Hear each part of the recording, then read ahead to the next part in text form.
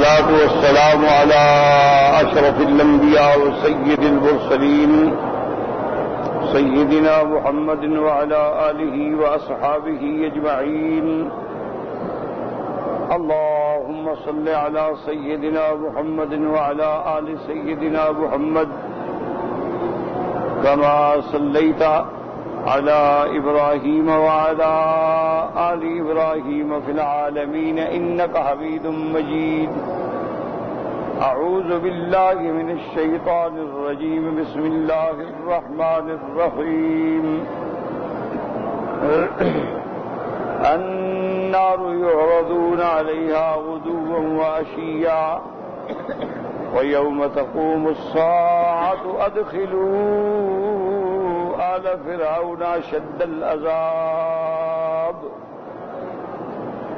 قال المؤلف والمفسر رحمه الله تعالى أدام النفع بعلومه وعلومكم في الدارين آمين إلى أن قال. وقال قتادة رحمه الله تعالى في قوله تعالى غدوا وعشيا صباحا ومساء ما بقيت الدنيا يقال لهم يا آل فرعون هذه منازلكم توبيخا ونقمة وصغارا لهم. اب حضرت قتادہ رحمۃ اللہ علیہ فرماتے ہیں النار يعرضون عليها غدوا وعشيا. غدوا وعشيا کا معنی یہ ہے کہ صباحا ومساء، صبح کو بھی شام کو بھی آل فرعون کے ارواح کو پیش کیا جاتا ہے، جہنم پہ دکھلائی جاتی ہے اور کہا جاتا ہے کہ یا آل فرعون هذه منازلكم توبيخا ونقمة وصغارا لهم، کہ یہ تمہارا ٹھکانہ ہے، یہ تمہارا منازل ہے. ان کو یہ چیز کیوں کی جاتی ہے؟ تاکہ ان کے لیے ایک عذاب ہے، توبیخ ہے، زجر ہے. وقال ابن زید هم فيها اليوم يغضى بهم ويراه إلى أن تقوم الساعة. حضرت ابن زید رحمۃ اللہ علیہ فرماتے ہیں کہ صبح اور شام جب تک قیامت ہوگی ان کو روزانہ جہنم پہ پیش کیا جاتا ہے. وقال ابن ابی حاتم حدثنا ابو سعید قال حدثنا المحاربی قال حدثنا ليس عبد الرحمن بن سروان عن حذيل بن عبد الله بن مسعود رضي الله عنه قال إن أرواح الشهداء في أجواف طيور خضر تسرح بهم في الجنة حيث شاءوا وإن أرواح ولدان المؤمنين في أجواف أصافير تسرح في الجنة حيث شاءت فتأوي إلى قناديل معلقة في العرش وَإِنَّ أَرْوَاحَ آلَ فِرْعَوْنَ فِي أَجْوَافِ طُيُورٍ سُودٍ تَغْدُو عَلَى جَهَنَّمَ وَتَرُوحُ عَلَيْهَا فَذَلِكَ أَرْضَهَا. اب ابن ابی حاتم نے اس سند کے ساتھ حضرت عبداللہ ابن مسعود رضی اللہ تعالیٰ عنہ سے قول نقل فرمایا. حضرت عبداللہ ابن مسعود رضی اللہ تعالیٰ عنہ فرماتے ہیں ان ارواح الشہداء، جو اللہ کے راستے میں شہید ہوتے ہیں ان کے ارواح جو ہیں سبز رنگ کے پرندوں کے اندر اللہ ڈالتے ہیں. تسرح بہم فی الجنت حیث شاءوا، اور وہ پرندے ان کو سیر کراتے ہیں جنت میں جہاں چاہیں.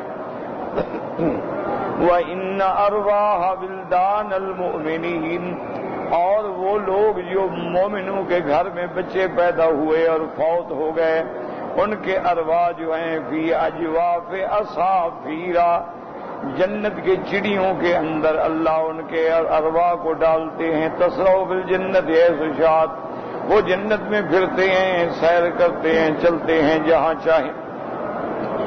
فتأوی الی قنادیل معلقۃ فی العرش، اس کے بعد پھر وہ قنادیل ہیں عرش کے تحت معلق ہیں، ان کے اندر آ کے ٹھکانہ کرتے ہیں. وَإِنَّ أَرْوَاحَ آلَ فِرْعَوْنَ فِي أَجْوَافِ طُيُورٍ سُودٍ، اور آل فرعون کے لوگوں کے جو ارواح ہیں ان کو اللہ نے سیاہ رنگ کے پرندوں میں ڈالا ہے. تغدو علی جہنم تروح علیہا، صبح اور شام ان کو جہنم پہ لے جاتے ہیں. فذالک عرضها، یہی ان کا جہنم پہ پیش ہونا ہے۔ وقد رواه الثوری النبی کیسن بالحزیر بن شرابیل من کلامہ فی ارواح آل فرعون، وقد قال السدی، النبی یہی فرمایا۔ وفی حدیث الاسراء ان روایت ابی ہارون العبدی النبی سعید الخدری رضی اللہ تعالی عنہ عن رسول اللہ صلی اللہ علیہ وسلم قال فی ثم انطلق بی الى خلق کثیر من خلق اللہ رجال كل رجل منهم بطنه مثل البيت الضخم مصفدون على سابلة آل فرعون وآل فرعون يعرضون على النار غدوا وعشيا۔ اس سند حضرت ابی سعید خدری رضی اللہ تعالی عنہ کی روایت ہے، وہ فرماتی ہیں کہ حضور پاک نے فرمایا ثم انطلق بھی، اس کے بعد جبریل مجھے لے کے چلے۔ ایک بہت بڑی مخلوق تھی، ان کے ہر بندے کا پیٹ اتنا بڑا تھا جیسے کمرہ ہوتا ہے، اور اس کے بعد جو ہیں وہ مصفدون علی سابلۃ آل فرعون، اور ان کو زنجیریں پڑی ہوئی تھیں آل فرعون کے سابلت پہ، وآل فرعون، اور آل فرعون جو ہیں یعرضون علی النار غدوا وعشیا، صبح اور شام پیش کیے جاتے ہیں۔ وَيَوْمَ تَقُومُ السَّاعَةُ أَدْخِلُوا آلَ فِرْعَوْنَ أَشَدَّ الْعَذَابِ، اور جب قیامت کا دن ہوگا تو اللہ حکم دیں گے کہ اے آل فرعون، ان کو داخل کیا جائے جہنم کے سخت عذاب میں۔ فرماتی ہیں وآل فرعون کالإبل البصومۃ یخبطون الحجار والشجر فلا یاکلون، اور آل فرعون کا ایسے حال ہوگا جیسے اونٹ ہوتے ہیں، اور اونٹ بھی زہریلے، حتیٰ کہ وہ پتھر بھی کھاتے ہوں گے، درخت بھی کھاتے ہوں گے، ان کو پتہ بھی نہیں لگتا ہوگا۔ وقال ابن ابي حاتم حدثنا علي بن حسين قال حدثنا زيد بن اخرم قال حدثنا عامر بن ذكر الحارثي قال حدثنا عتبة بن يقظان عن قيس بن مسلم عن طارق بن شهاب عن طارق بن شهاب عن ابن مسعود رضي الله تعالى عن النبي صلى الله عليه وسلم قال ما احسن محسن من مسلم انه کافر الا اصابه الله تعالی۔ حضور پاک نے فرمایا جو بندہ مومن ہے، مسلمان ہے، اور اس نے کوئی اچھا کام کیا ہے، اللہ اس کو اس کا ثواب عطا فرمائیں گے۔ قال قلنا یا رسول اللہ ما اصابت اللہ الکافر، فقال ان كان قد فصل رحما او صدق بالصدقه انه عمل حسنه اصابه الله تبارک و تعالی المال والولد والسیئۃ واشباہ ذلک۔ اب وہ فرماتی ہیں کہ ہم نے حضور پاک سے پوچھا کہ یا رسول اللہ صلی اللہ علیہ وسلم اگر کافروں نے کچھ اچھے کام کیے ہیں تو ان کے ثواب کا کیا ہوگا؟ حضور پاک نے فرمایا کہ اگر کافروں نے صلہ رحمی کی ہے، یا کافروں نے کوئی خیرات کی، صدقہ کیا، یا کافروں نے کوئی نیکی کا کام کیا، اللہ ان کو بدلہ دنیا میں دے دیتے ہیں، ان کو مال دے دیتے ہیں، اولاد دے دیتے ہیں، صحت دے دیتے ہیں اور نعمتیں، یعنی ان کی جزا جو ہے، بدلہ جو ہے ان کو دنیا میں مل جاتا ہے۔ قلنا فما اصابته فی الآخرۃ قال عذاب دون العذاب۔ ہم نے کہا حضور پھر قیامت میں ان کے لیے کیا ہوگا؟ آپ نے فرمایا عذاب ایک سے بڑھ کر ایک عذاب میں ڈالے جائیں گے۔ وقرأ، اور پھر حضور نے یہی آیت تلاوت فرمائی ادخلوا آل فرعون شد العذاب، ورواه البزار في مسنده عن زيد بن اخرم ثم قال لا نعلم له اسنادا غير هذا۔ وقال ابن جرير حدثنا عبد الكريم بن ابي امير قال حدثنا حماد بن محمد الفزاري البلخي قال سمعت الاوزاعي وسأله رجل فقال رحمك الله رأينا طيورا تخرج من البحر تأخذ ناحية الغرب بيزا فوجا فوجا لا بيزا فوجا فوجا لا يرضى إلا عز وجل، وإذا كان الأشير جاء مثلها سودا قال وفتنتم إلى ذلك قال نعم، قال إن ذلك الطير في أواصر أرواح آل فرعون يعرضون على النار غدوا وعشيا فترجع إلى بكورها وقد احترقت رياشها وصار سودا وينبت عليها من الليل ريش أبيض ويتناثر الأسود ثم تغدو على النار غدوا وعشيا ثم ترجع إلى بكورها فذلك دابهم في الدنيا فإذا كان يوم القيامة قال الله تعالى ادخلوا على فرعون أشد العذاب قال وكانوا يقولون إنهم 600,000 مقاتل. اب فرماتی ہیں کہ میں نے محمد الفزاری بلخی فرماتی ہیں سمیت الاوزاعی، میں نے حضرت امام اوزاعی رحمت اللہ علیہ سے سنا، ان سے کسی بندے نے پوچھا تھا اور اس نے آگے کہا اللہ آپ پہ رحم کرے، ہم نے پرندے دیکھے ہیں تخرج من البحر، دریا سے نکلتے ہیں، تأخذ ناحیت الغرب، مغرب کی طرف جاتے ہیں، بیزن سفید رنگ کے پرندے ہوتے ہیں، فوجن فوجن، او بہت جماعتوں کی جماعت، غول کے غول، لا یعلم عددها الا اللہ عز وجل، ان پرندوں کی تعداد کتنی ہے اللہ کے سوا کوئی نہیں جانتا ہے.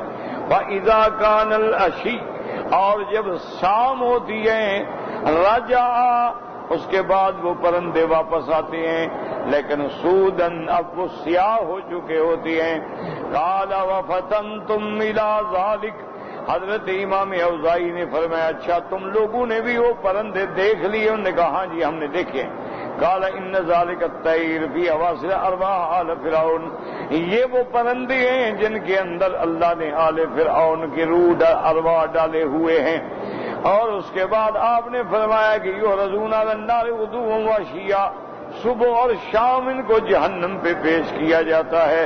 فترجع الی بکورها، اس کے بعد یہ اپنے ٹھکانے پہ، اپنے اس مقام پہ آ جاتے ہیں جو انہوں نے اپنا بنایا ہے. وقد احترقت رياشها، اب ان کی جو اوپر پر ہیں وہ جل گئے ہوتے ہیں جہنم کے قریب جانے کی وجہ سے، اس لیے وہ سیاہ ہو جاتے ہیں. وينبت عليها من الليل، پھر جب رات گزرتی ہے تو اللہ تبارک و تعالی ان کو اور پر عطا فرما دیتے ہیں اور ان کے پر جو ہیں پھر وہ سفید ہو جاتے ہیں. وَيَتَنَاثَرُ، اور جو سیاہ ہیں وہ گر جاتے ہیں. ثُمَّ تَغْدُو عَلَى النَّارِ غُدُوًّا وَعَشِيًّا، اسی طرح صبح و شام جہنم پہ پیش ہوتے رہیں گے. فَذَلِكَ يَقُولُ ذَلِكَ دَابُهُمْ، اسی طرح جب تک دنیا ہے ان کو یہ سزا ملے گی. فَإِذَا كَانَ يَوْمُ الْقِيَامَةِ، جب قیامت کا دن ہوگا اللہ تبارک و تعالیٰ فرمائیں گے ادخلوا آل فرعون شد العذاب. قال وكانوا يقولون، اور کہتے ہیں کہ ان کی عدد جو تھا آل فرعون کا تقریباً 6,600,000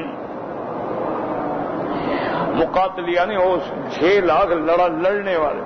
وقال الامام احمد حدثنا اسحاق قال حدثنا مالك النافع رضي الله تعالى عنهما قال قال رسول الله صلى الله عليه وسلم احدكم اذا مات ورد عليه مقعده بالغداة والعشي ان كان من اهل الجنة فمن اهل الجنة وان كان من اهل النار فمن اهل النار فيقال هذا مقعدك حتى يبعثك الله عز وجل اليه يوم القيامة.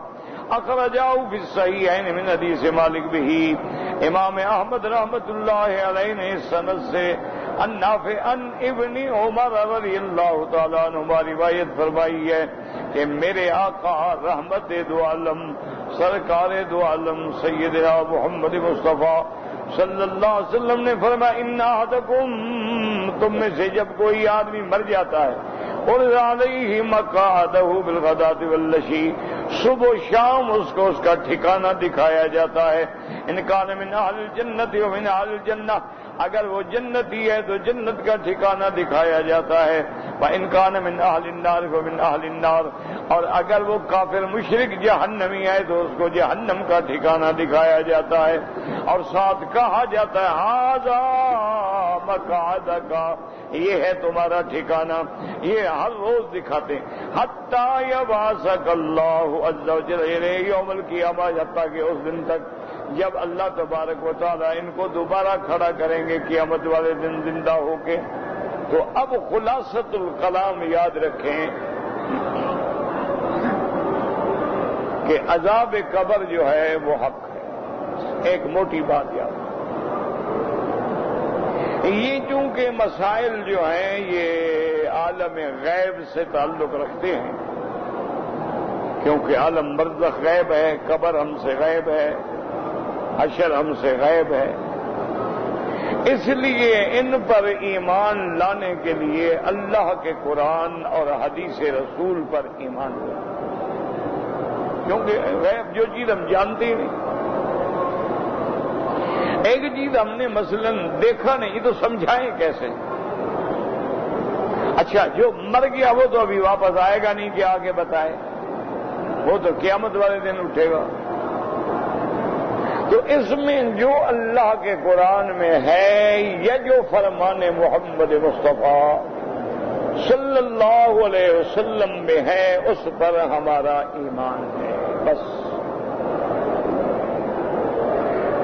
لازماً عذاب قبر جب حق ہے تو ایک قبر یہ ہے جو دنیا میں ہے جس میں ہم مردے کو دفن کرتے ہیں، اس میں تو کوئی انکار نہیں کر سکتا کہ یہ قبر نہیں۔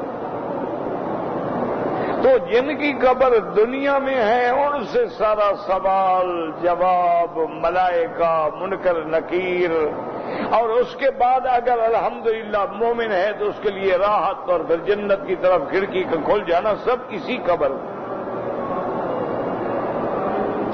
اور جو لوگ جو ہیں وہ اس قبر میں نہیں ہیں، ڈوب کے مر گئے، آگ میں جل گئے، پہاڑوں سے گرے ریزہ ریزہ ہو گئے، جانور کھا گئے، ان کی قبریں جو ہیں وہ برزخی قبریں ہیں، اللہ کے سوا کوئی نہیں جانتا۔ اسی طرح یہ بات بھی یقینی کہ مومنین کے ارواح جو ہیں وہ آسمانوں پہ ہیں، علیین، ان میں شہداء کے ارواح جو ہیں وہ پرندوں کے اندر ہیں، وہ سیر کرتے ہیں، مومنین کی اولادوں کے ارواح جو ہیں وہ چڑیوں کے اندر ہیں، وہ سیر کرتی ہیں، لیکن ان کا تعلق جو ہے وہ جسد سے بھی قائم رہتا ہے، چاہے روح جہاں ہو جسد سے تعلق قائم، سورج جہاں ہو روشنی ہر جگہ، چاند جہاں ہو روشنی ہر جگہ۔ اسی طرح وہ سورج ہم سے کتنا دور ہے لیکن حرارت ہر جگہ ہے، اگر سورج نکلا گرمی ہوگی، چاند ہو تو ٹھنڈک ہوگی، سورج ہوگا تو شدید حرارت ہوگی۔ تو اس لیے ہمیشہ یاد رکھیں کہ روح کا تعلق ہوتا ہے اور اللہ کے آگے کوئی مشکل نہیں۔ اب یہ بلا وجہ کے سوال ہوتے ہیں کیسے ہوتا ہے؟ میں نے کئی دفعہ عرض کیا کہ اگر انسان اپنے عقل سے ایک موبائل کا تعلق ساری دنیا سے جوڑ لیتا ہے تو اللہ کے لیے کیا مشکل ہے؟ تو اس لیے عذاب قبر حق ہے، اور جو چیزیں قرآن میں ہیں حدیث میں ہیں ان پہ ہمارا ایمان ہے، نہ ان سے حد سے نکلیں نہ گھٹائیں۔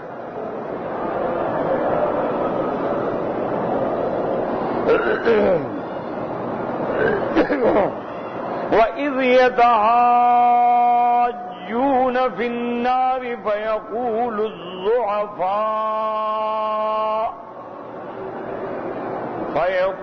الضُّعَفَاءُ لِلَّذِينَ اسْتَكْبَرُوا إِنَّا كُنَّا لَكُمْ تَبَعًا فَهَلْ أَنْتُمْ مُغْنُونَ عَنَّا نَصِيبًا مِنَ النَّارِ قَالَ الَّذِينَ اسْتَكْبَرُوا إِنَّا كُلٌّ فِيهَا إِنَّ اللَّهَ قَدْ حَكَمَ بَيْنَ الْعِبَادِ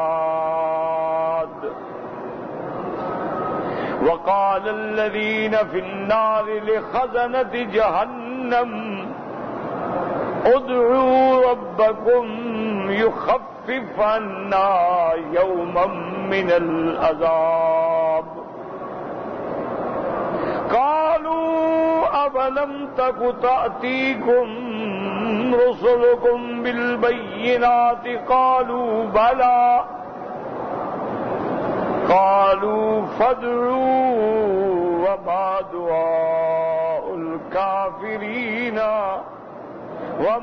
دعاء الكافرين إلا في ضلال. اب اللہ نے فرمایا اذ یتحاجون فی النار، جب جہنم میں وہ جھگڑیں گے. ایک بات یاد رکھیں کہ ابھی تو نہ کوئی جہنم میں گیا نہ کوئی جنت میں گیا. ابھی تو صرف یہ ہوتا ہے نا کہ اس کو جنت دکھا دی گئی تاکہ خوش رہے کہ میرا ٹھکانہ ہے. ان کو جہنم دکھا دی گئی کہ یہ تمہارا ٹھکانہ ہے تاکہ وہ جلتے رہیں مرتے رہیں کہ او یہاں جانا ہے. لیکن قرآن پاک میں ایسے واقعات آپ کئی جگہ پڑھیں گے جیسے معلوم ہوتا ہے کہ مومن جنت میں داخل ہو گئے ہیں اور کافر جہنم میں داخل ہو گئے ہیں. بات کو سمجھے. یہی باتیں ہیں نا جن پہ کافر اعتراض کرتے ہیں کہ دیکھو جی ابھی کہتے ہیں جنت میں کوئی نہیں گیا جہنم میں کوئی نہیں گیا، اور یہاں کہتے ہیں جی وہ جہنم میں لڑ رہے تھے. جب گئے نہیں تو لڑ کیسے رہے تھے؟ یہی وہ چیزیں ہیں جن پر کافر دشمن یعنی اللہ کے قرآن کے انکار کے لیے شبہات پیدا کرتے ہیں کہ بھئی ایک طرف تو مسلمان کہتے ہیں کہ مرنے کے بعد ہم اٹھیں گے، میدان حشر میں جائیں گے، نام اعمال تقسیم ہوں گے، اعمال کا وزن ہوگا، پھر اللہ مومنین کو اپنی رحمت سے جنت بھیجیں گے، کافروں کو جہنم بھیجیں گے. تو قیامت میں بھیجیں گے. ابھی قیامت آئی ہی نہیں. اور یہاں قرآن کہہ رہا ہے کہ وہ جہنم میں جھگڑ رہے ہیں اور ایک دوسرے کو یہ کہہ رہے ہیں وہ یہ کہہ رہا ہے وہ یہ کیا مطلب؟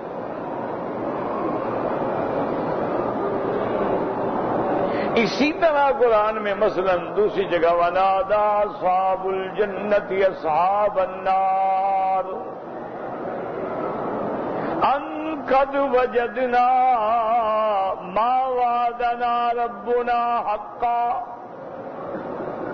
فَهَلْ وَجَدتُّم مَّا وَعَدَ رَبُّكُمْ حَقًّا. جنت والے کافروں سے کہیں گے اے جہنمیو، اللہ کا وعدہ ہمارے ساتھ پورا ہو گیا، اللہ نے اپنی رحمت سے ہمیں جنت دے دی، تمہارے ساتھ جو وعدہ تھا پورا ہوا جہنم کا کہ نہیں؟ تو یعنی جنت والے ان کو کہہ رہے ہیں. اسی طرح آگے آتا ہے کہ قرآن میں کہ جہنم والے بھی ان کو کہیں گے کہ مہربانی کرو ہمیں بھی کوئی پانی دے دو، کچھ کھانا پینا دے دو. تو ماضی کا صیغہ ہے. اور اسی طرح سے بہت ساری آیات ہیں یاد رکھو قرآن میں جو بظاہر یہ دلالت کر رہی ہیں کہ گویا جنت والے جنت میں ہیں اور جہنم والے جہنم میں.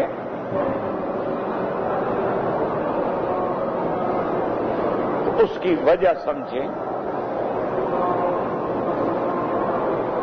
اس کا بارے میں علماء فرماتے ہیں کہ نادا اصحاب النار ماضی کا صیغہ ہے کہ پکارا جہنم والوں نے، حالانکہ یہاں مضارع کا مقام ہے. ینادونا قیامت میں پکاریں گے، یہ مقام مضارع کا ہے لیکن صیغہ ماضی ہے. اس لیے کہ جب کوئی خبر اللہ عطا فرماتے ہیں تو وہ اتنا متحقق الوقوع ہوتی ہے کہ گویا وہ بات ہو گئی، چاہے آئندہ ہوگی لیکن خبر دینے والے خدا ہے نا. لتحقق الوقوع، چونکہ وہ خبر ہر حال میں ہوگی اس لیے ماضی کا صیغہ. کئی مقام پہ قد افلح المؤمنون، تحقیق مومن فلاح پا گئے، وہ تو پائیں گے. اصل تو ہے سیفلح المؤمنون مضارع کا صیغہ ہے. دنیا میں تو مومن مصیبت میں ہے، عذاب میں ہے. ہر وقت دیکھیں ہر دنیا کا قہر اور عذاب جو ہے مسلمانوں پہ توڑا جا رہا ہے. تو اس لیے بات یاد رکھیں کہ اللہ جو خبر دیتے ہیں وہ چونکہ اتنی پکی ہوتی ہے اتنی یقینی ہوتی ہے کہ اس کے بارے میں صیغہ ماضی استعمال کر دیا جاتا ہے، الا ہوگا اپنے وقت میں. ایک بات. دوسری بات یہ ہے، یاد رکھیں کہ اللہ تبارک و تعالی کا کمال علم ہے کہ جو واقعات ابھی ہوئے نہیں وہ بھی اللہ جانتے ہیں. مثلا ہم نہیں جانتے کہ کل کیا ہوگا، ہم زندہ ہوں گے نہیں ہوں گے. ہم نہیں جانتے کہ فلاں بندے کی موت مکے میں ہوگی، مدینے میں ہوگی، جہاد میں ہوگی، گھر میں ہوگی، کیسے ہوگی، ہم نہیں جانتے. ہم نہیں جانتے کہ بارش کب ہوگی. ہم نہیں جانتے کہ بارش جب ہوگی تو 1 انچ ہوگی، 2 انچ ہوگی، ایسے بس معمولی سی ہو، ہم نہیں جانتے. ہم نہیں جانتے کہ عورت جو حاملہ ہے اس کا حمل جو ہے وہ شقی ہے، وہ سعید ہے، وہ لڑکا ہے، وہ لڑکی ہے، وہ زندہ رہے گا، وہ نہیں رہے گا. ہم نہیں رہے گا، اللہ سب جانتا.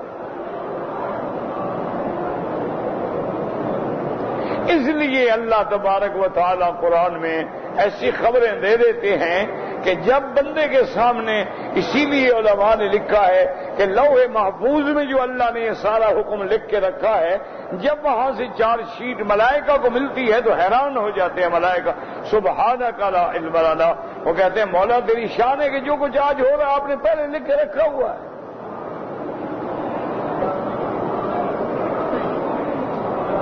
جب اللہ کے فرشتوں کو ایک چیز ملتی ہے، اس کی ایک چھوٹی سی مثال یہ ہے کہ ایک دن ملک الموت جو ہیں ان کے پاس جو ریکارڈ تھا، جو فرشتی کے فلاں بندہ فلاں جگہ مرے گا، فلاں جگہ فلاں جگہ فلاں جگہ فلاں جگہ، وہ فرماتی ہیں تعجب تو میں حیران ہو رہا تھا کہ یہ بندہ حضرت سلیمان علیہ السلام کی مجلس میں بیٹھا ہوا ہے اور اس کی موت اللہ نے لکھی ہے یہاں سے بہت دور.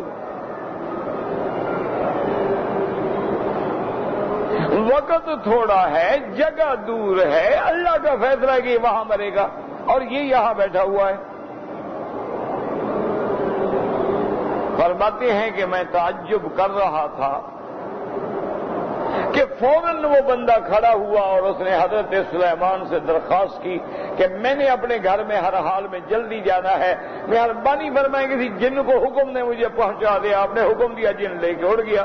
فرماتے ہیں کہ وہ اڑ کے جا رہا تھا اور میں ہنس رہا تھا کہ دیکھو کیسے اپنی موت کے لیے بیچارہ جلدی جلدی بھاگ رہا ہے کہ وقت میں پہنچ جاؤں.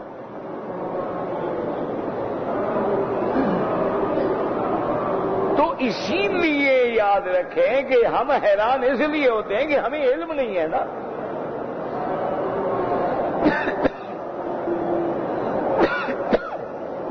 لیکن اللہ کا علم جو ہے وہ کامل ہے اور وہ محیط ہے اور وہ جانتے ہیں کہ ایسا ہوگا.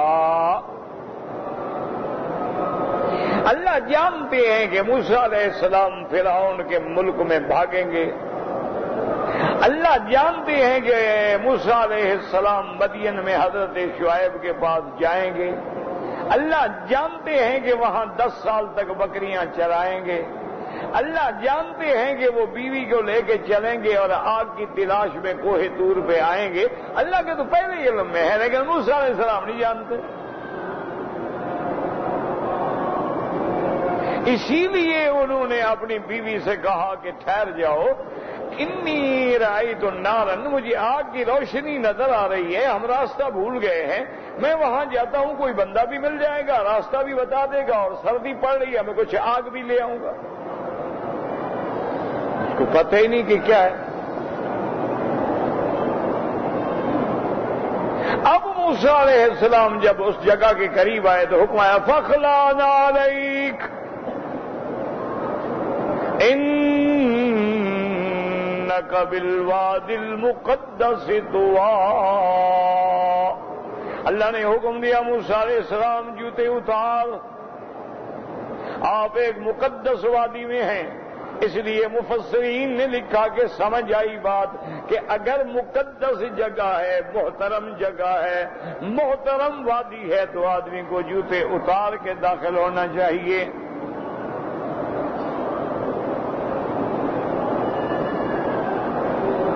اور یاد رکھیں چھوٹے چھوٹے مسئلے ہوتے ہیں، ان میں ہم بلا وجہ لڑ پڑتے ہیں، لڑنے کی ضرورت نہیں ہے۔ بات یہ ہے کہ بھی اگر جوتا پاک ہے تو آدمی پہن کے نماز بھی پڑھ سکتا ہے، جیسے کپڑا پاک ہے نماز پڑھ سکتا ہے، پلید ہے نہیں پڑھ سکتا۔ یہی عالم جو ہے وہ جوتے کا ہے۔ اس میں ضد کی بات عجیب ہو گئی ہے کہ بعض لوگ تو مسجد سے بھی دور ادب سے جوتے اتار رہے ہیں اور بعض قالینوں کے اوپر بھی جوتے کے ساتھ پھر رہے ہیں، ضد ہو گئی۔ حالانکہ مسئلہ یہ ہے کہ کیا جوتا پاک ہے؟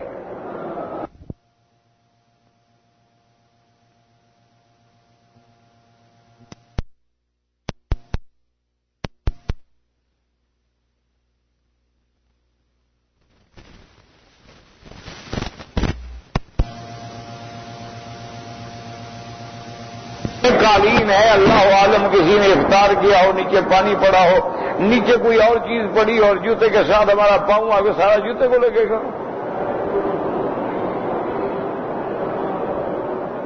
اگر جوتا پاک ہے تو کوئی جھگڑا ہی نہیں۔ اچھا، پھر حضور کے زمانے میں تو شمس ہے، سورج ہے، کنکریاں ہیں، وہ آگ کی طرح گرم ہو جاتی تھی۔ صحابہ کہتے ہیں کبھی کبھی ہم کنکریوں کو مٹھی میں لے کے کچھ ٹھنڈا کر لیتے تھے کہ سجدے والی جگہ رکھ دیں گے، تو سجدہ نہیں ہوتا، آگ لگ جاتی۔ اور آج آپ ایئر کنڈیشن میں ہیں، قالینیں ہیں، نیچے سنگ مرمر ہے، ٹھنڈا فرش لگے ہوئے ہیں، تو حالات جب بدلیں گے تو لازمی بات ہے کہ احکام بھی بدلیں گے۔ جب حالات میں تبدیلی آئے گی تو لازمی بات ہے کہ پھر احکام میں بھی تبدیلی آئے گی۔ تو اس لیے یاد رکھیں کہ ہر چیز اللہ کے چونکہ علم میں ہے، موسیٰ علیہ السلام کو پتہ ہی نہیں۔ اللہ خود خطاب فرما رہے ہیں، خود کلام فرما رہے ہیں، موسیٰ علیہ السلام کو پتہ۔ اب اللہ کا کلام ہوتا ہے، اللہ آپ کو چن لیتے ہیں، مقام رسالت و نبوت مل جاتا ہے۔ معجزات کے لیے اللہ فرماتے ہیں کہ یہ عصا جو تیرے ہاتھ میں اس کو ڈالو، ڈالتے ہیں، موسیٰ سے ڈر جاتے ہیں، چونکہ موسیٰ سے ہم کو تو پتہ نہیں ہے نا۔ تو اسی لیے یاد رکھو کہ ہمیں کیونکہ علم نہیں ہوتا ہے تو ہم حیران ہوتے ہیں۔ اللہ کے ہر چیز علم میں ہے۔ اللہ اپنے بندوں کے سامنے وہ قیامت کا منظر رکھ دیتے ہیں، گویا ہمارے سامنے قیامت آ گئی، جنت والے جنت میں پہنچ گئے، جہنم والے جہنم میں پہنچ گئے۔ یعنی ایک ایسا منظر ہے، کہتے ہیں نا کہ جی فلاں آدمی نے ایسی منظر کشی کی ہے نا، معلوم ہوتا تھا کہ ہم بالکل اس میں پہنچ گئے۔ اور یہ تو خدا ہے نا، وہ تو مالک ہے۔ تو اس لیے اللہ نے ان آیات میں فرمایا وَإِذْ يَتَحَاجُّونَ فِي النَّارِ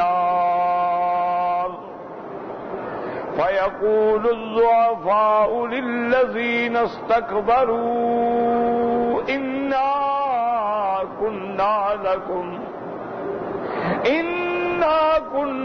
لَكُمْ تَبَعًا فَهَلْ أَنْتُمْ مُغْنُونَ عَنَّا نَصِيبًا مِّنَ النَّارِ۔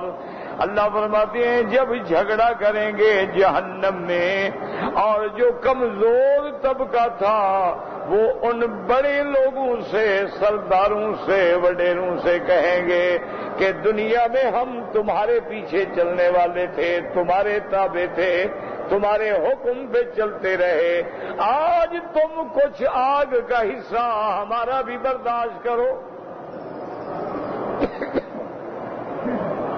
اب دیکھیں نا کہ یہی ایک بات کتنی مشکل ہے کہ آدمی آگ میں پڑا ہو اور آگ بھی جہنم کی پھر بول بھی رہا ہو۔ ابھی کسی کو نعوذ باللہ آگ میں ڈالیں بولے گا وہ تو جان بچانے میں تڑپ رہا ہوگا، اس کے بعد جل جائے گا، کوئلہ ہو جائے گا۔ اور یہ تو پہچان بھی رہے ہیں کہ یہ تم ہمارے وڈیرے تھے، سردار تھے، ہم تمہارے کہنے پہ چلے، آج ہماری طرف سے کچھ عذاب کا حصہ تو لے لو، مانے پہچان بھی رہے ہیں۔ تو اسی لیے ان باتوں کو دماغ میں رکھیں کہ دنیا کی آگ الگ ہے، آخرت کی آگ الگ ہے۔ یہ دنیا کی آگ تو یوں سمجھیں کہ 100 میں سے ایک حصہ ہے، اور جہنم کی آگ جو ہے وہ تو 99 ڈگری اور اس سے تیز ہوگی۔ لیکن چونکہ اس آگ میں اللہ عذاب تو دیں گے لیکن مرنے نہیں دیں گے۔ دنیا میں عذاب آتا ہے، آگ لگتی ہے، بندہ مر جاتا ہے، اللہ وہاں مرنے نہیں دیں گے چونکہ اب آپ نے ہمیشہ رہنا۔ اس لیے وہاں جب موت نہیں آئے گی تو چاہے جتنی سزا ہو، جتنا مصیبت ہو، ہر حال میں وہ زندہ رہیں۔ وہ مجھے ایک آدمی نے بتایا، اس نے کہا جی کہ مجھے اللہ معاف کرے پولیس نے پکڑا اور تشدد کیا میرے ساتھ۔ بعض اب کتابوں میں بھی واقعات آ رہے ہیں۔ انہوں نے کہا بس ہم یہ سمجھتے ہیں کہ شاید زندگی ہو تو بندہ ہر بات برداشت کر جاتا ہے، ہماری چونکہ ابھی موت نہیں آئی تھی، ورنہ جو عذاب سے ہم گزرے ہیں وہ سوچ ہی نہیں سکتا کوئی۔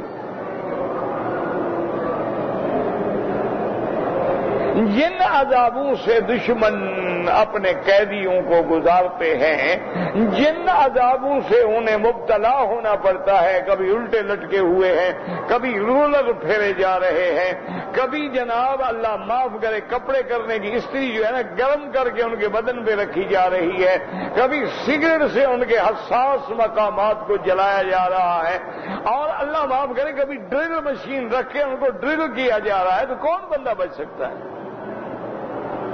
لیکن انہوں نے کہا کہ چونکہ زندگی ہے بچ گئے، موت جو نہیں آئی تھی، اور جن کے مقدر میں موت ہوتی ہے دھکا دو مر جاتے ہیں۔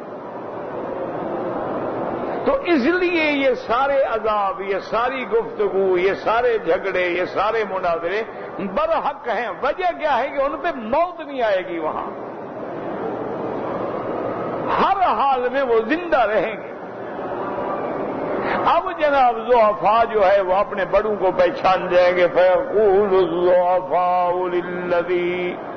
لِلَّذِينَ اسْتَكْبَرُوا إِنَّا كُنَّا لَكُمْ تَبَعًا، ہم دنیا میں تمہارے پیچھے تھے، تم ہمارے وڈیرے، تم ہمارے پیر، تم ہمارے راہبر، تم ہمارے مرشد، فَهَلْ أَنْتُمْ مغنون عنا نصیبا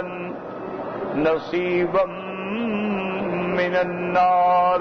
نصیبا کا معنی قسطن جزءا، کیا آج تم ہمارے عذاب میں سے کچھ حصہ برداشت کر لو گے، ہمیں بچا دو گے؟ قال الذین استکبروا انا کل فیہا، اب سردار کہیں گے ہو کیا کہہ رہے ہو، اگر تم جہنم میں ہو تو ہم کہاں ہیں، ہم بھی تو تمہارے ساتھ پڑے ہیں نا، کیا تمہارا عذاب کیا لے لیں، ہم بھی تو یہیں چل رہے ہیں نا۔ انا کل فیہا، ہم سب اسی میں ہیں۔ ان اللہ قد حکم بین العباد، اللہ نے اپنے بندوں کا فیصلہ کر دیا ہے، جو جنتی تھے وہ جنت میں چلے گئے اور جو جہنمی ہیں وہ جہنم میں رہیں گے، تو ہم بھی تو یہی چل رہے ہیں، تمہارا عذاب کیا برداشت کریں؟ اب جب مایوس ہو گئے، وقال الذین فی النار لخزنۃ جہنم، اب وہ جہنمی جو ہیں ان ملائکہ کو جو جہنم پہ دروغہ ہیں، انچارج ہیں، نگران ہیں، ان سے کہیں گے ادعوا ربکم یخفف عنا یوما من العذاب، وہ کہیں گے اے ملائکہ، اے دروغہ جہنم، مہربانی کرو اپنے رب سے درخواست کرو، ہم پر عذاب اگر ختم نہیں ہونا ہے تو کم از کم ایک دن کی تو چھٹی مل جایا کرے۔ یہ تو ان کو بھی پتا تھا نا، رہنا تو ہمیشہ عذاب میں۔ اب اللہ کے فرشتے ان کو رد کریں گے، قالوا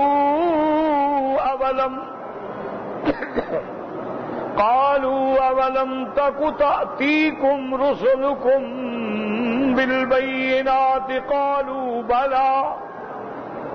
اللہ کے فرشتے کہیں گے ظالمو، کیا تمہارے پاس اللہ نے پیغمبر نہیں بھیجے تھے؟ تمہارے پاس وہ معجزات آیات دلائل لے کر نہیں آئے تھے؟ کہیں آئے تھے جی، وہ تو مانتے ہیں آئے تھے۔ پھر کیا ہوا؟ جیسے دوسری قالوا بلا فکذبنا وقلنا ما نزل اللہ من شیء، وہ کہیں گے کہ ہاں رسول آئے، پیغمبر آئے، لیکن ہم نے ان کی تکذیب کی، ان کو نہیں مانا۔ اب بھی کہیں گے کہ پیغمبر آئے ہیں، رسول آئے ہیں، لیکن ہم نے نہیں مانا۔ قالوا فادعوا وما دعاء الكافرین الا فی ضلال۔ اب ملائکہ کہیں گے ظالمو، تمہارے بارے میں ہم تو درخواست کر ہی نہیں سکتے، کسی کافر مشرک کے لیے سفارش کرنا جائز ہی نہیں۔ ہاں تم خود پکارو، لیکن سن لو تمہاری بھی پکار اس مقام پہ بے اثر ہے، کوئی فائدہ نہیں ہوگا۔ اگر کافر دنیا میں پکارے تو اللہ سن لیتے ہیں، ابلیس نے بھی پکارا تو اللہ نے سن لیا ہے، لیکن مرنے کے بعد جہنم میں جانے کے بعد اب پکارتے رہو، پکار کا بھی کوئی فائدہ نہیں۔ وما دعاء الکافرین الا فی ضلال۔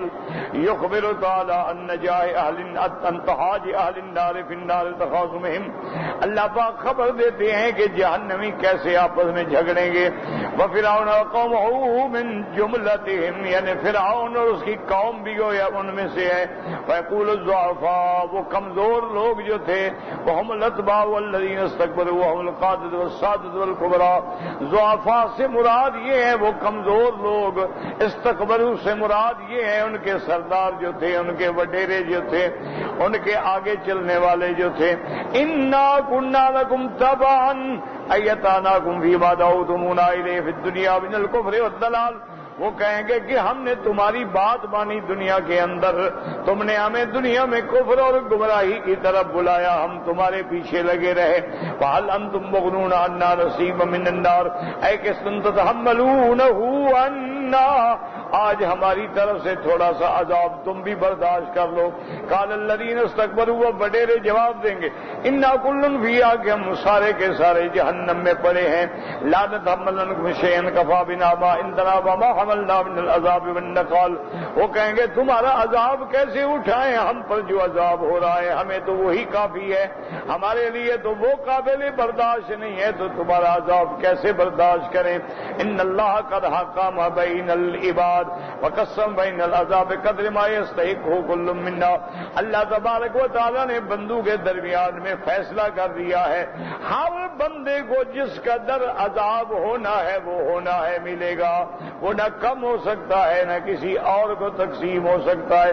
قال لكل ضيف ولكن لا تعلمون، اب وہی لوگ کہیں گے اللہ تبارک و تعالیٰ سے، یا اللہ ہم نے ان کی بات مانی تھی، ان کو ہم سے دگنا عذاب دے۔ اللہ فرمائیں گے بدبختو، سب کو دگنا ہے۔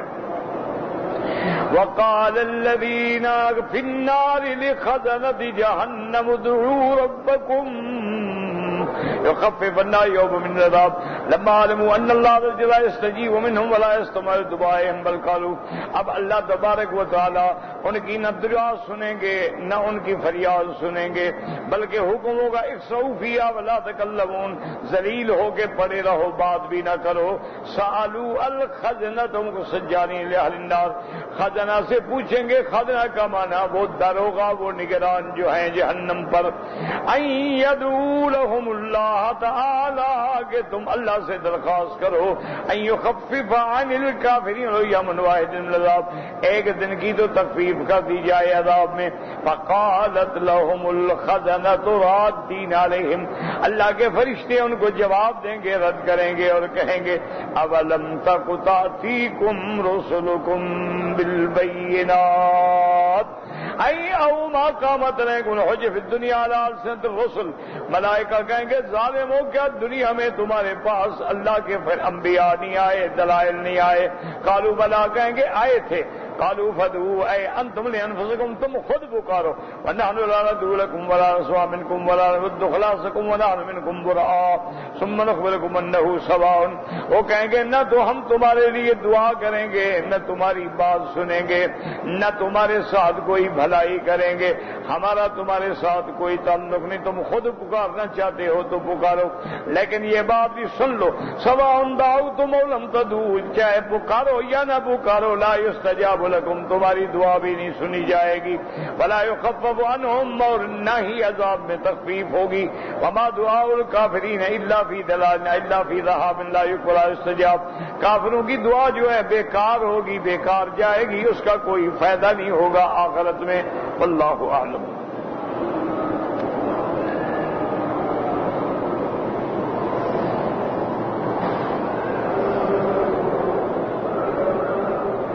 کہتے ہیں جی کہ اگر کسی میاں بیوی نے مثلاً رات میں ملاقات ہوئی، ان کی مجامعت ہوئی، اب دونوں جنابت میں ہیں،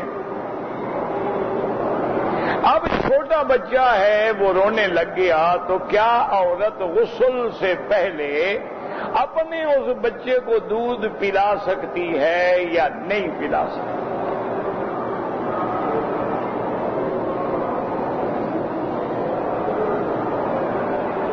سب سے پہلی بات تو یہ ہے، یاد رکھیں کہ آدمی جب جنابت میں ہو میاں بیوی، افضل تو یہ ہوتا ہے کہ فوراً غسل کریں.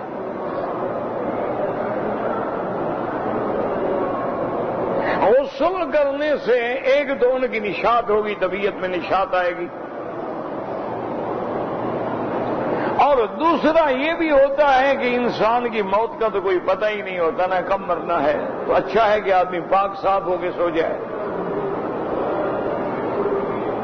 اور تیسری بات یہ ہے کہ اگر آدمی غسل نہیں کر سکتا، مثلا ٹھنڈی رات ہے، کمزور ہے، ڈرتا ہے کہ چلو بھی ایک دفعہ غسل کر کے پھر نماز کے لیے کھڑا ہو جاؤں گا، تھوڑا میں آرام کر لوں،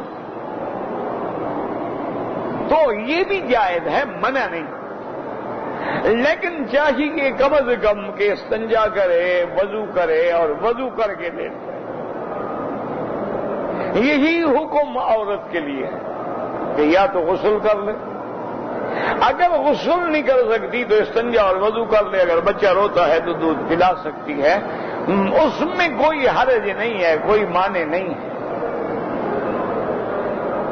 تو اللہ والے لوگ تھے نا جی کہ جن لوگوں نے اپنے بچوں کو کبھی بغیر وضو کے بھی دودھ نہیں پلایا، وہ تو مائیں بھی اور تھیں، وہ بچے بھی اور تھے، وہ والدین بھی اور تھے، ان کا اتقا تھا، تقوی تھا، پرہیزگاری تھی، اور خدا کی شان ہے کہ پھر بچے بھی تو امام بخاری پیدا ہوتے تھے نا، پھر بچے بھی تو محدث اور مفسر اور عالم اور فقیہ پیدا ہوتے تھے. اب جب ہم نے وہ تقوی چھوڑ دیا ہے تو صاف ظاہر ہے کہ بچے بھی اسی طرح پیدا ہوتے ہیں. بہرحال جائز ہے، مسئلہ یہ سمجھ لیں کہ دودھ پلا سکتے.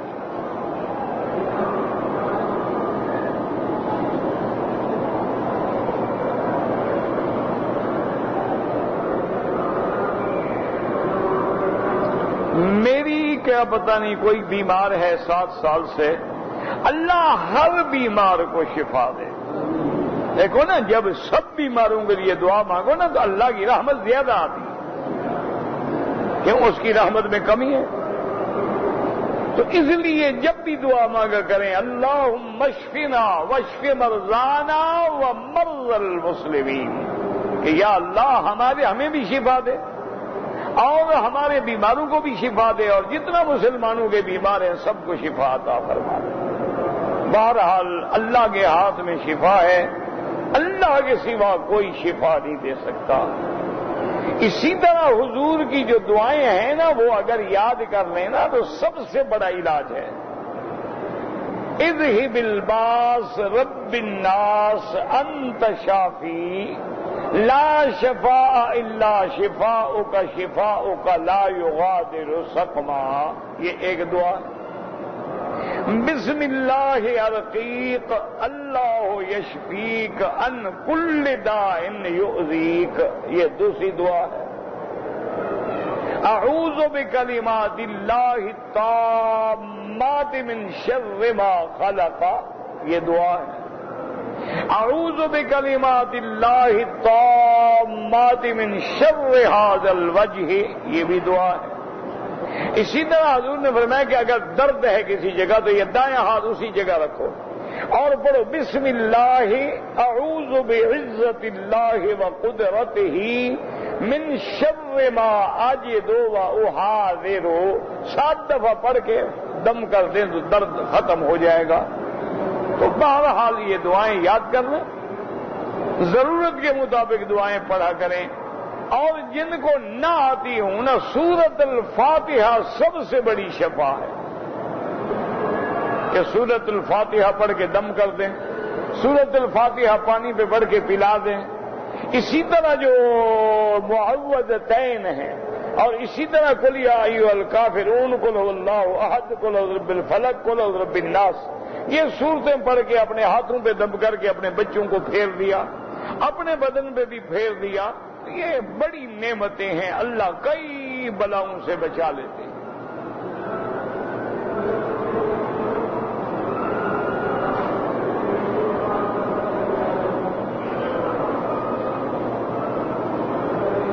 اللہ سے دعا کریں کہ اللہ تبارک و تعالیٰ مجھے اللہ سب کو ہدایت دے، اللہ ہر مسلمان کو ہدایت دے، اللہ ہر کلمے پڑھنے والے کو ہدایت دے۔ باقی میرا بھائی یہ جو آپ لکھتے ہیں مجھے کسی لڑکے سے یا کسی سے محبت، یہ محبت نہیں ہے، یہ بے وقوفی ہے، جنون ہے، حرام ہے۔ امرد لڑکے پر تو نظر ڈالنا بھی حرام ہے، یعنی وہ لڑکے جن کی داڑھی نہ ہو تو علماء کہتے ہیں ان کے فتنے سے بھی بچو، جیسے غیر محرم پہ نظر نہ ڈالو، ان پر بھی بری نظر نہ ڈالو، کیونکہ کئی لوگ ہیں اللہ معاف کرے جیسے قوم لوط جو تھی اپنی بیویوں کو چھوڑ کے لڑکوں کے عذاب میں مبتلا تھی، آج مسلمانوں میں بھی وہ بلا آ گئی۔ اسی لیے میرے آقا نے فرمایا تھا لَتَتَّبِعَنَّ سُنَنَ مَنْ كَانَ قَبْلَكُمْ، آپ نے فرمایا تم لوگ بھی جیسے پہلی امتوں نے کیا ہے تم بھی کرو گے۔ اگر پہلی امتوں نے نعوذ باللہ ماں سے زنا کیا ہے تم بھی کرو گے۔ آج دیکھ رہے ہو کئی پکڑے گئے بیٹے ماں کے ساتھ زنا کرتے ہوئے۔ اگلے دن میں اخبار میں پڑھ رہا تھا، اللہ معاف کرے، کہ ایک باپ اپنی بیٹی کے ساتھ برا کرتے ہوئے پکڑا گیا۔ اندازہ کریں، اچھا بیٹی بھی 11 سال کی ہے بیچاری، یعنی غریب بیچاری ابھی بالغ بھی نہیں ہوئی ہوگی، اور ظلم کرنے والا کون ہے؟ باپ۔ اسی لیے حضور صلی اللہ علیہ وسلم کا فرمان ہے کہ جب بچہ 10 سال کا ہو جائے اس کا بستر الگ کر دو، اس کو اپنے بستر میں مت سلاؤ، اپنے کمرے میں مت سلاؤ، کیوں؟ وہ بچہ ہے، آخر سمجھدار ہے، اب تو دیکھے گا۔ اسی لیے ہے کہ ان کو نماز کے لیے سختی کریں اور ان کے فراش اور ان کا بستر ان کا سونا الگ کر دیں، اور اسی طرح حکم ہے کہ اپنی اولادوں پہ، اپنے اہل پہ، عیال پہ نظر رکھیں۔ قوا انفسکم واہلیکم نارا، اپنے نفس کو بھی اور اپنے اہل کو بھی، اپنی اولادوں کو بھی جہنم کی آگ سے بچائیں۔ تو اللہ تبارک و تعالی معاف فرمائے، یہ باتیں جو ہے نا جی، یہ سب سے بڑا ظلم ہوتا ہے جی، مجھے محبت ہو گئی، مجھے فلاں ہو گیا، فلاں ہو گیا، کیا جنون ہے، سودا ہے، کیا محبت ہو گئی؟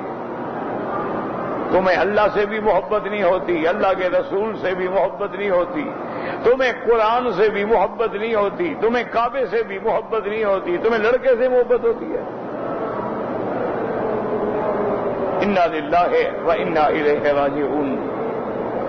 تو اس لیے اس کا علاج یہ ہے کہ دور رہو اور اہل اللہ کی صحبت اختیار کرو۔ یا ایھا الذین آمنوا اتقوا اللہ وکونوا مع الصادقین، اللہ سے ڈرو اور سچے لوگ کون ہوتے ہیں؟ جو ایمان پہ چلنے والے، دین پہ چلنے والے، دین کا کام کرنے والے۔ اپنے آپ کو اس ماحول سے نکال لو اور دین والے ماحول میں لے جاؤ۔ جب دین کے ماحول میں آپ جائیں گے تو انشاءاللہ وہ جو زنگ لگے ہوئے ہیں، میل لگی ہوئی ہے، وہ خود بخود دھل جائے گی۔ اب آپ دیکھتے ہیں نا مثلا کہ آدمی ہاتھ گندے ہو گئے، صابن سے دھوئیں گے اور نہیں ہو رہا، پھر دھوئیں گے، پھر دھوئیں گے، پھر دھوئیں گے، پھر جا کے صاف ہو جائیں گے۔ اسی طرح ہمارے دلوں پر بھی گناہوں کی زنگ لگ جاتی ہے، گناہوں کا میل آ جاتا ہے، تو اس کے دور کرنے کا علاج کیا ہے؟ اللہ کا ذکر ہے۔ الا بذکر اللہ تطمئن القلوب۔ جب آدمی ذکر کرتا ہے، قرآن پڑھتا ہے، تو شیطان کا اثر جو ہے دل سے ختم ہو جاتا ہے، اور جب آدمی غافل ہوتا ہے تو شیطان قبضہ کر لیتا ہے۔ اللہ آپ کو بھی، مجھے بھی، ہر مسلمان کو شیطان کے فتنے سے بچائے۔ اللہم انا نسألک رضاک والجنۃ ونعوذ بک من سخطک والنار۔ اللهم انك مليك مقتدر ما تشاء من امر يكون۔ اللهم اسعدنا في الدارين، اللهم اقض عنا الدين، اللهم كن لنا ولا تكن علينا وانصرنا على من بغى علينا، اللهم كن بنا رؤوفا رحيما ولا تجعلنا شقيا ولا محروما، اللهم اشفنا واشف مرضانا وارحم موتانا واستجب دعانا ولا تخيب رجاءنا برحمتك يا ارحم الراحمين۔ صلی اللہ تعالی علی خیر خلقہ سیدنا محمد وعلی آلہ وصحبہ اجمعین۔ اللہم صلی علی سیدنا محمد وعلی آل سیدنا محمد کما